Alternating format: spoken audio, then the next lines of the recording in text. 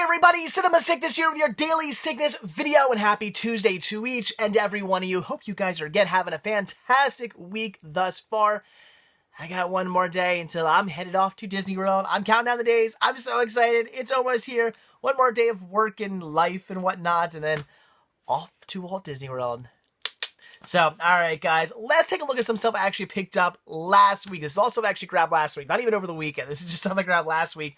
All throughout the week, just a bunch of random stuff just from here and there. So a bunch of like little tiny things, like 3 titles from here and 2 titles from there, 1 title from so all kinds of just random stuff I picked up. So let's dive in and let's take a look at what I picked up. So the first titles, the 3 titles we have right here, these I all grabbed from a local consignment shop, which I'm completely forgetting the name of. It's a consignment shop I've been to before. I've even shot some hunting videos there. I don't remember. It's not the Red Ribbon Consignment Shop. It's a different one, like a couple towns over from me. I go there every now and then. I don't go there as much as I used to because I don't really find that as many good deals there. But every so often I find some good stuff. So pick these up. So the first thing I grabbed here, and they all get the prices on the back, for, got this for, let's see, how much did I pay? $1.99, so $2 for this.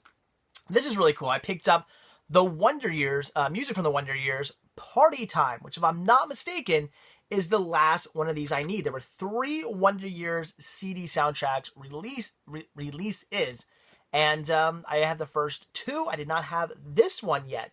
So if I'm not mistaken, there were only 3, and I now have all 3. That is awesome. So for $2, definitely had to grab that to now have all 3 of the Wonder Years releases. Very, very cool. Then we have some, I should probably rip these all off. There we go. Some Alfred Hitchcock here. We have Stage Fright, this being a Warner Bros. Release. I've not seen this. I certainly knew about this movie. I knew it existed. It's been on my wish list, so very cool to get it. And I paid only $2.79 for this. Can't complain about that. So $2.79, not too shabby for Stage Fright on DVD. Some classic Hitchcock right here. I've not seen it, though. I've certainly heard about it, know about this movie, been on my wish list, but I've never seen it. So looking forward to checking that one out. And then for stickers, $2.79 as well. I picked up the PG-13 theatrical cut of Ultraviolet on Blu-ray. I love how it says that. Literally, PG-13 theatrical cut. You don't see that too often. Usually, it just says R-rated, and then the theatrical cut will just say nothing at all. This one actually says that. It's pretty funny. I do already own the unrated, like R cut or whatever it is, on director's cut or whatever it's called. I have that on DVD, but very cool to have the PG-13 cuts, the theatrical cuts, on a Blu-ray. And if I'm not mistaken, again, you guys can correct me if I'm wrong about this, I want to say this is the only cut you can get on Blu-ray. I don't think they ever released the unrated cut on Blu-ray. I could be wrong. You guys can correct me if I'm wrong. I just quickly looked up some information online. I could be wrong about that. Or was it that... See, now I can't remember. Was it that you can only get the PG-13 cuts on DVD or on Blu-ray, and you can't get the R-rated cuts on Blu-ray? Or is it you can only get the unrated cuts on DVD, and you can't get the PG-13 cut on DVD? I don't know. It's one of those two, I swear. So either way, this is a pretty cool pickup. It's not the greatest movie in the world. It's Ultraviolet, but I thought it was pretty cool, and I paid like I said, almost like under $3 for this. For the PG-13 theatrical cut. I didn't have this cut of it yet. I'm just looking for different cuts of movies. Even though if I really want to watch this movie, I'm going to want to watch the, unrated, extended directors, whatever cuts. But I'm a sucker for having multiple cuts of films because I love movies. So I picked it up. Very cool. All right. Then some goodies I grabbed here from Walmart. And I actually had a gift card.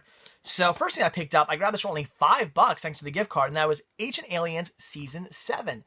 3-disc collection, which is really cool because they did not split this up into a 2-part release. Let's see if I can find them. Yeah. So Ancient Aliens Season 1, 2, 3, 4 is released in one set, and then Season 5 and Season 6 are released in Part 1 and Part 2 sets. I hate when companies do that. When studios are like, we want to make more money off our sucker customers. Let's take a single season, and instead of releasing it in one set, as a season should be released, let's split it up into a 2-parter, because why the hell not? We'll make more money. We're going to they'll charge you, $20 for half a season, are they going to charge you $20 for a whole season? Well, why not charge you $20 per season? That's $40. We'll make $40 off our fans instead of $20 off each one of our fans. It's an asshole move. I really hate when studios do that, and shame on History Channel for doing that. That was a shame. I was really, really upset when I saw them doing that. But here it is, season 7. They went back to putting it all in one release. That's great. I want to say this is a decent series, but I've only seen the first season. I haven't watched season 2 or on yet. I need to do that. As I said before, this show, it's okay, but it's interesting because I like learning things. But what bothers me about it is all the people they interview.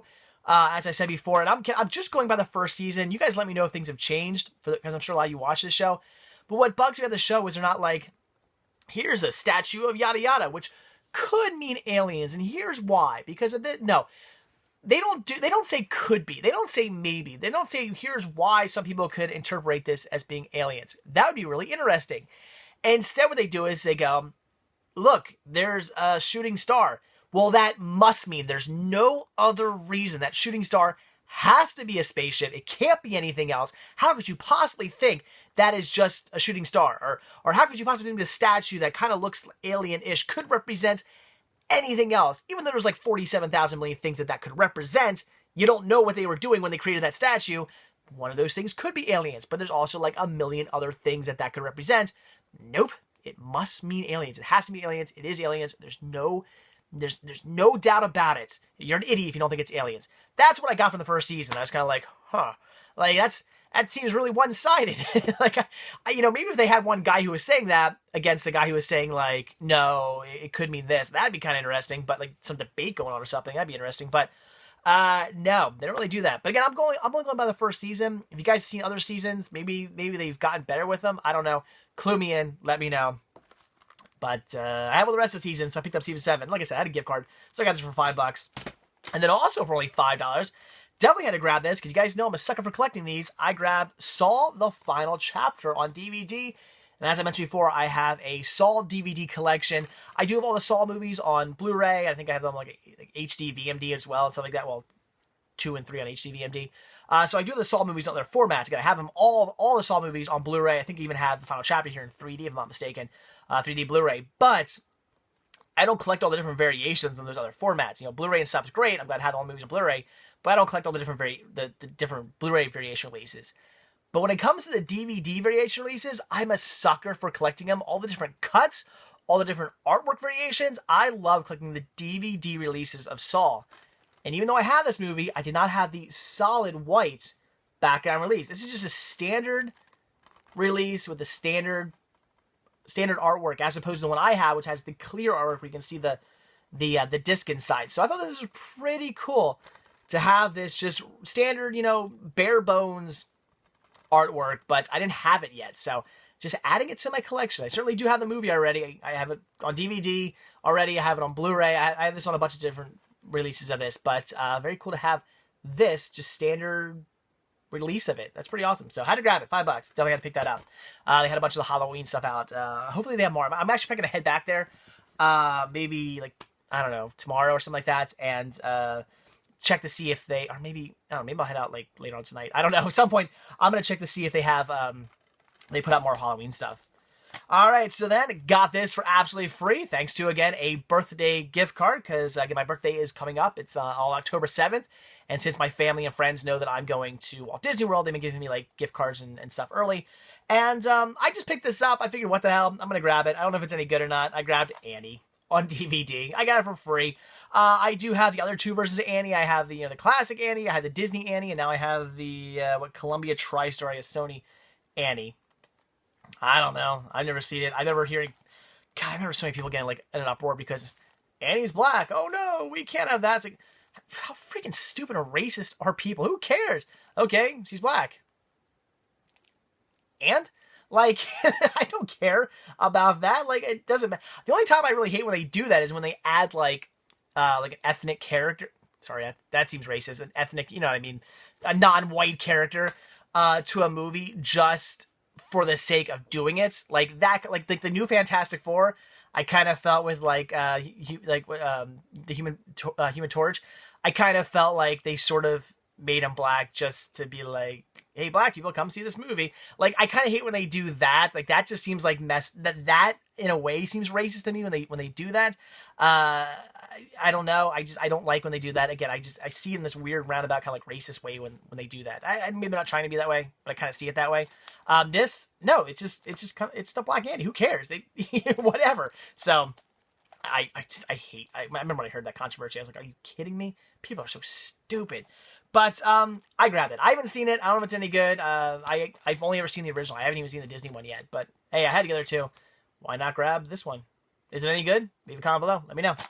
All right, and then from Target, definitely had to pick this up. This is only $6, $5.99 for this. I do have the other one that they had at Target, which I can't read from here. I can see it, but I can't read it. And that is Reading Rainbow Animal Cafe. Very cool. 4 classic episodes, as it says. That is absolutely awesome. Oh, wow. Animal Cafe, it has a celebrity reader, Martin Short. I love Martin Short. That's awesome. So very, very cool. I'm a huge sucker for Reading Rainbow. I grew up with Reading Rainbow. Reading Rainbow was amazing. My elementary school used to show Reading Rainbow to us all the time. This show was my jam. I loved this show. This show was so awesome. It still is awesome. I love the fact that it's like come back. It's on the internet now. I think it's like there's like dust coming off all these. If I remember correctly, I think with LeVar Burton, he put like a thing out on the internet saying like, we want to raise X amount of money. Like they did like a Kickstarter or something like that. We want to raise like X amount of money to bring Reading Rainbow back. And they were going to do it on like I think, if I'm not mistaken, on a like internet like show, not bring it back to like a station on TV, but back through the internet. And they're like, yeah, we want to raise X amount of money. I think within like minutes they had raised like over that amount. And I remember like an hour later, LeVar Burton put out like a new video saying like, oh my God, thank you guys so much. Like it was awesome. So they raised the money like crazy quick. That was so cool. So I'm so glad the show's back on. And, I hope my son gets to grow up on Reading Rainbow because it's a classic. It's such a good show. I'll be showing Cinnamon Smith Jr. these. He can watch these anytime he wants. And I will sit down with him and watch them because they are a fantastic, brilliant show. Definitely had to pick this up. $6, yeah, $1 more than I would normally pay for a title. When it comes to Reading Rainbow, it's worth that extra $1. I had to grab it. Very awesome. And then the last stuff I picked up here, grabbed these actually from J Street Video Games. So you're probably thinking, what? Video games? Hold on, not exactly. There is a reason why I'm going to show you this. And that is because I picked up U2 Rattle and Hum on HD. I'm sorry, what? HD-VMD? God, I wish. On UMD. I wish I picked up an HD-VMD title at JC Video Game. That would be awesome. But no, UMD Video. So definitely had to grab this. Paid only $2 for this. Almost didn't see this. I grabbed some games here, which I'm going to show you in a sec. I did grab some games, which I'm kind of bummed. Actually, one of the games I picked up I was kind of bummed about. And I'll explain why. So just grabbed games, but on the way out, I saw some UMD videos. And last time I was in there, I had looked through them. There wasn't anything I needed, but I don't know. The cinema gods, they were speaking to me. They said, just look. Just there's not many there. Just quickly look.